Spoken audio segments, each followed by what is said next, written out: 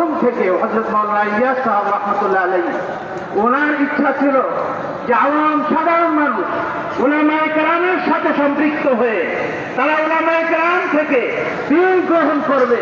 কাজেই যে ব্যক্তি বা যারা উলামায়ে কেরামের ব্যাপারে বিদ্বেষ ছড়াবে তাদেরকে আমরা স্থান দিব না আমরা কোনোদিন। আমি আর একটা বিষয় বলতে চাই, আমাদেরকে বলা হয় আমরা জুবায়েরপন্থী।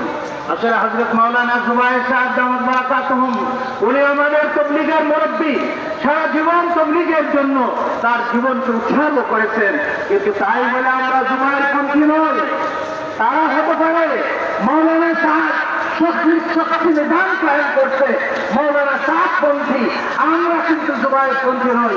সারা বিশ্বের মধ্যে যে তাবলীগের জামাত চলতেছে শুরাই নিজামের অধীনে, সেই শুরাই নিজামের সাথে আমরা সম্পৃক্ত আছি এবং আমাদের উলামায়ে কেরাম যখন যেভাবে সিদ্ধান্ত দিবেন আমরা সেই অনুযায়ী আমরা প্রস্তুত থাকবো সেই সিদ্ধান্তকে বাস্তবায়ন করার জন্য।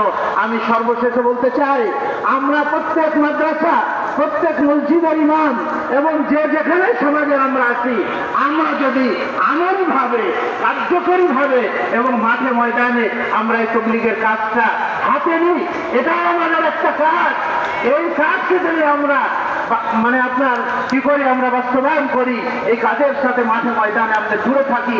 জাল হাক্কু ওয়া জাহাকাল বাতিল, হক যখন পৃথিবীতে জিন্দা হবে বাতিল দূরীভূত হবে ইনশাআল্লাহ।